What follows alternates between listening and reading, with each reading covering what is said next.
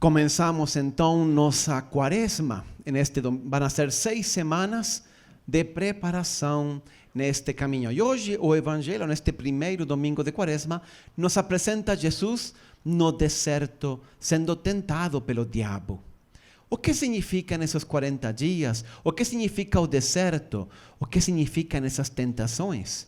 Pois bem, vamos falar um pouquinho de tudo isso. Por que quaresma e por que 40 dias? Bom, porque na verdade, queridos irmãos, aqui vamos tocar um ponto muito importante de nossa vida.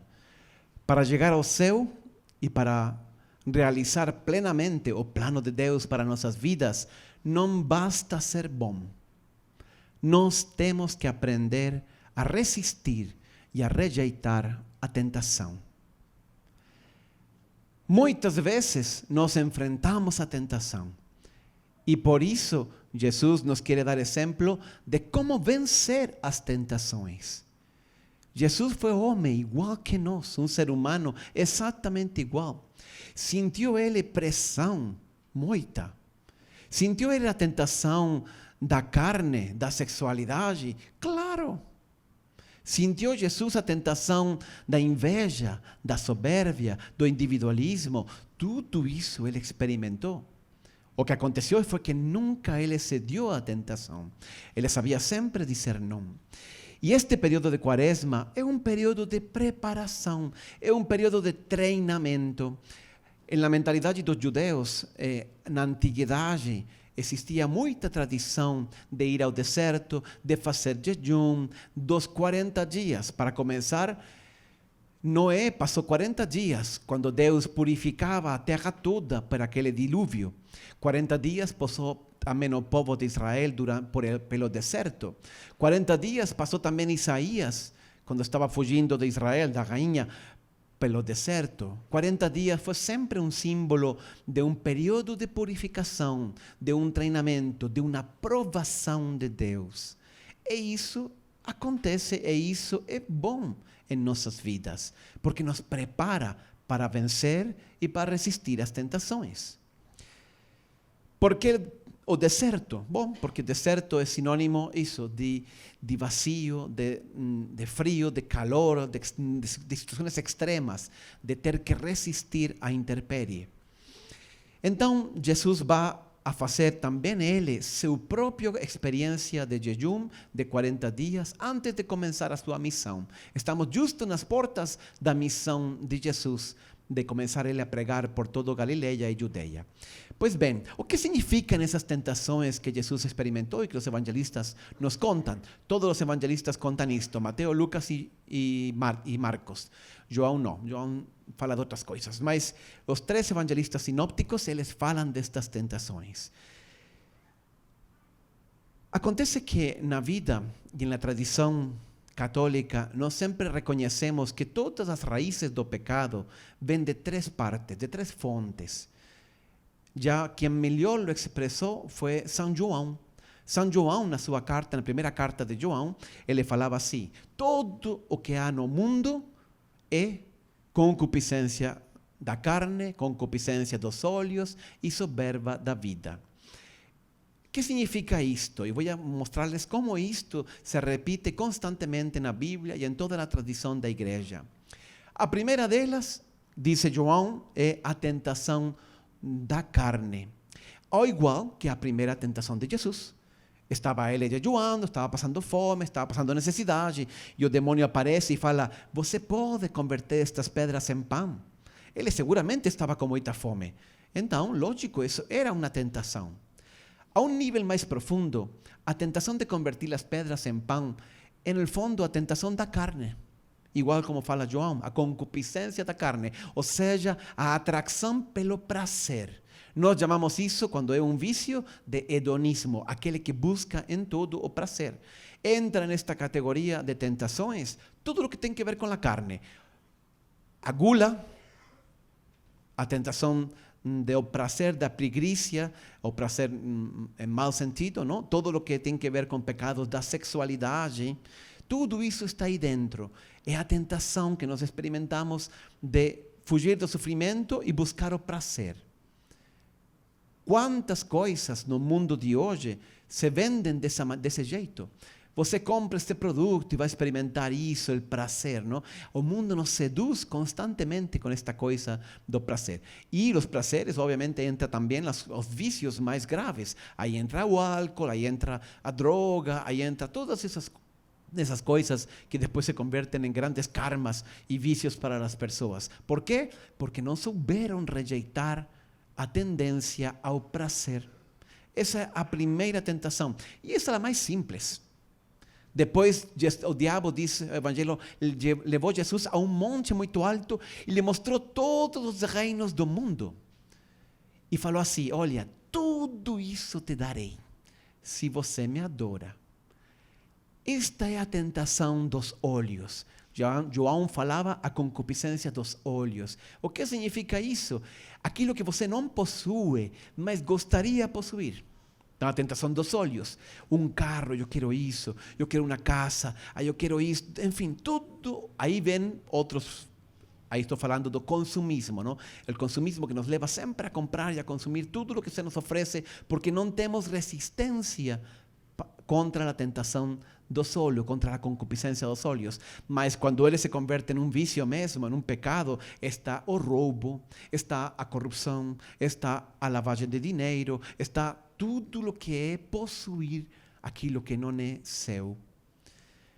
A concupiscência dos olhos. E depois, Jesus foi levado à parte mais alta do templo e disse ao demônio: pula para aqui, daqui para baixo, e todo mundo vai ver que você é o Messias. No fundo, o demônio sabe, e Jesus também, que a missão, a vontade do Pai é que ele morra na cruz. Ele é o Messias e Jesus está determinado a ir à frente, a seguir a vontade do Pai e, portanto, ir até o final, que significa morrer numa cruz. Em um certo sentido, o demônio está tentando contra essa missão e essa vontade do Pai. Cruz, que cruz? Converta estas pedras em pão, viva tranquilamente. E Jesus rejeita. Depois lo leva e lhe mostra todos os reinos do mundo. E de algum jeito o demônio está falando: você quer conquistar o mundo para seu Pai? Olha, eu te darei tudo isso, se você me adora, mas não precisa cruz, não. E por isso a terceira tentação é levar ao pináculo do templo, à parte mais alta, e falar no fundo: pule daqui para baixo, porque todo mundo vai ver que você é o Messias. Prove que você é o Messias, e então todas as pessoas te adorarão. Esta é a tentação do orgulho, da soberba, do individualismo, do desejo de poder, de controle, de governar as pessoas, em troca de ser humilde e estar ao serviço delas. Esta é a tentação mais insidiosa e a que está mais presente em nossa vida constantemente. E Cristo uma e outra vez responde: está escrito, está escrito, está escrito. Ele cita as Escrituras, ele lembra a palavra do Pai e ele está disposto a tudo para resistir à tentação e cumprir a vontade que seu Pai lhe encomenda. Nós temos que fazer a mesma coisa. Jesus se enfrentou às tentações não porque era homem, sim, mas também nos contaram esto os evangelistas e seguramente Jesus contou para os apóstolos e eles nos contaram a nós, para que nós aprendêssemos a vencer as tentações. Porque precisamos, queridos irmãos, como falava, não basta ser bom, nós temos que aprender a rejeitar a tentação, a resistir-nos à tentação, seja do prazer, seja da ambição, dos olhos, de querer possuir coisas e mais coisas. Quando tudo isso passa, nós morremos e não vamos com nada. Ou você já viu algum carro funerário com reboque? Isso não existe. A gente vai do mesmo jeito que chegou. Ou a tentação da soberba, do desejo de controlar, de governar, de possuir, de ter poder sobre as outras pessoas, em troca de ser humilde e estar ao serviço deles. Jesus, que era Deus, se coloca de joelhos e lava os pés dos discípulos, precisamente porque quer nos ensinar isso. Agora, como vencer as tentações? Nós poderíamos falar muitas coisas aqui. Não se expor, rezar. Mas, olha, eu gostaria de falar aqui uma só coisa muito importante. São Paulo diz assim na carta aos Coríntios, primeira carta aos Coríntios, capítulo 10. junto com cada tentação, Deus nos dá a graça para vencê-la, porque nós nunca, diz São Paulo, nunca seremos tentados acima de nossas forças. Já viram? Nunca seremos tentados acima de nossas forças. Ou seja, Deus nos dá a graça para vencer. Nós podemos vencer qualquer tentação. Não, Padre, você não sabe, isso estava muito difícil. Não, você podia. Nós sempre podemos. Portanto, porque Deus nos dá a graça, porque Deus nos ofereceu sua graça, o que precisamos? Precisamos saber dizer não e fortalecer nossa vontade, nossa decisão, nossa determinação de estar ao lado de Deus. Por isso, queridos irmãos, vamos começar um período de quaresma. Eu não seria um bom sacerdote e um bom pastor e falar para vocês, vá ao mundo, o mundo é belo, Deus te abençoa, basta com isso. Não. Hoje mesmo batizei uma criança e o rito do batismo é muito bonito. E ele, no momento, diz: Senhor, abençoa esta criança que deverá enfrentar muitas vezes as tentações do mal. Nós enfrentamos, sim. Vocês se enfrentam todo dia. E nós temos que aprender a dizer não. E se pode. Na Bíblia está cheio de personagens que aprenderam a falar e a dizer não à tentação. A primeira que me vem na mente é uma que vocês seguro não conhecem, é uma muito desconhecida do Antigo Testamento, que está no livro de Esther. Mas era uma rainha, se chamava Vasti. E Vasti era a rainha de toda a Pérsia. Era a esposa do rei de Pérsia. Aí um dia o rei montou uma grande festa, fez todos os convidados, seguro que comeram muito e beberam também demais. Aí quando eles estavam já bem bêbados, o rei mandou chamar a rainha Vasti e falou assim: a rainha que venha para cá, para que dance diante de todos os meus convidados. E a rainha que falou? Falou: não, de jeito nenhum. Vou expor meu corpo aí, a essa bola de melhor não falo. Aí o rei mandou falar de novo: diga para a rainha que se ela não vier, ela vai perder. Eu vou divorciar-me dela. Ela não vai ser mais rainha, vai ser expulsa do palácio. Imagina. E que falou a rainha Vasti? Falou não. Nós sempre podemos. E ela foi expulsa. Ela deixou de ser rainha. Não sabemos mais dela. Não aparece seu nome outra vez na Bíblia. Mas, graças a esse sacrifício dela, entrou uma outra rainha, que foi escolhida por el rei depois de Vasti, que se chamava Esther, que era judeia.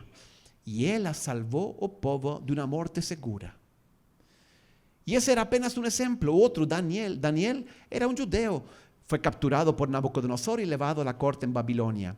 Lá, Nabucodonosor viu que Daniel era inteligente, que era jovem, que estava bem formado. Então, eu vou dar, falou, deem as comidas, melhores comidas, ofereçam os melhores tutores, e eu quero que ele vire e se transforme em um conselheiro meu. Então, ofereceram todas as comidas para Daniel, mas Daniel tinha uma religião que não lhe permitia tomar álcool e que não lhe permitia comer porco e outras coisas. E que falou Daniel? Falou não. Daniel disse não, eu não vou comer isso. Daniel estava a 3.000 quilômetros de sua casa, ninguém saberia. Ele podia ter uma namorada, ele podia comer porco e álcool, e nada, ninguém jamais saberia. Mas ele vive frente à sua consciência e diante de Deus. E por isso ele disse não. E o rei o respeitou. Comeu só verduras. E ele virou quase que primeiro-ministro do rei. Depois está José de Egito, vendido por seus irmãos, foi a parar com um amo que se chamava Potifar em Egito e trabalhou com muita força, nunca desanimou, foi fiel. E aí ele chegou a administrar todas as riquezas de seu amo, até que um dia a esposa de Potifar se apaixonou por ele. Lógico, esse escravo do amo era jovem, era forte, era bonito. E então a rainha falou assim: deita-te comigo. E José falou: de jeito nenhum. O seu amo, teu esposo, meu amo, colocou todos os seus bens nas minhas mãos, exceto você. Eu jamais poderia fazer isso. E ele disse não. E a rainha ficou tão zangada, tão brava, que acusou José de ter tentado violentá-la. Imagina, mentira. José foi a parar à cadeia. Foi uma desgraça. Mas ao final, José se tornou no primeiro ministro de Egito e governou sobre todo o Egito. É assim que funciona. Moisés foi recolhido pela filha do faraó e ele se tornou um príncipe também lá na corte egípcia. E quando ele já era jovem e podia perfeitamente desfrutar da riqueza e das comodidades que lhe oferecia isso, a casa do rei, do faraó, então ele disse não e ficou do lado dos judeus. E teve que sofrer persecução, fugir, sair. Moisés sofreu muito e ao final teve que sair com seu povo ao deserto, porque Deus estava chamando para uma das missões mais grandes e mais gloriosas de toda a história de Israel. Mas ele antes disso sabe dizer não e preferir sofrer dificuldades, enfrentar a pobreza, a fome, enfim, a perseguição e tudo o resto. Queridos irmãos, nós sempre podemos dizer não, se nós temos a coragem, se nós vivemos com nossa consciência diante de Deus. E acredite, Deus ao final vai nos premiar, porque a fidelidade de Deus nunca defrauda e porque Ele é o único que ao final premia e dá o verdadeiro triunfo a todos aqueles que sabem ser fiéis. Agora que vamos começar a quaresma, a tradição no povo cristão é, padre, então eu não vou comer chocolate, eu não vou tomar café, eu vou baixar de peso. Está tudo muito bem, mas isso não basta. A tradição da igreja é fazer essas coisas, mas também orar e fazer esmola. Por quê? Porque são três as tentações. Pensa comigo. Em primeiro lugar estava a tentação da carne. Contra a tentação da carne está o jejum.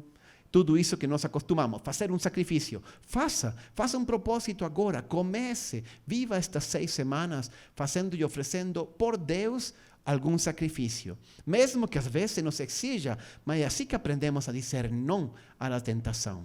Então, contra a tentação da carne está o jejum, o sacrifício. Em segundo lugar está a tentação dos olhos, ou seja, de possuir, de consumismo. E o que nos propõe a igreja? Nos propõe a esmola, a generosidade. Porque se eu tenho um desejo de possuir coisas, o melhor é o contrário, ser desprendido e compartilhar os meus bens com quem precisa, enfim, ser generoso. Então, contra a tentação dos olhos, a tentação do consumismo, a tentação de possuir coisas, está a virtude da generosidade e do desprendimento. E, finalmente, contra a soberba, contra o orgulho, contra o individualismo, está a oração. Porque quando um homem e uma mulher se colocam de joelhos diante de Deus, é quando Ele é mais grande. Não existe um homem mais grande, maior, que aquele que se coloca de joelhos e reconhece a Deus como seu Criador e seu fim. A oração, queridos irmãos, é um verdadeiro veneno contra o individualismo, contra o orgulho, contra a soberbia. Ele nos lembra sempre qual é a nossa verdadeira posição, nosso verdadeiro lugar, e reconhecer a Deus como nosso fim na vida e nosso verdadeiro Rei.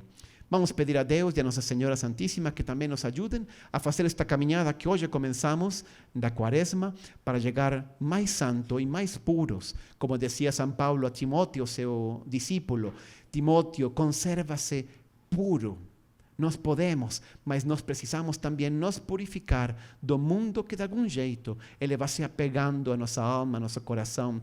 E por isso a igreja nos propõe este período de quaresma. Oferezcamos isso a Deus e continuemos nossa celebração com este espírito de conversão. Que assim seja.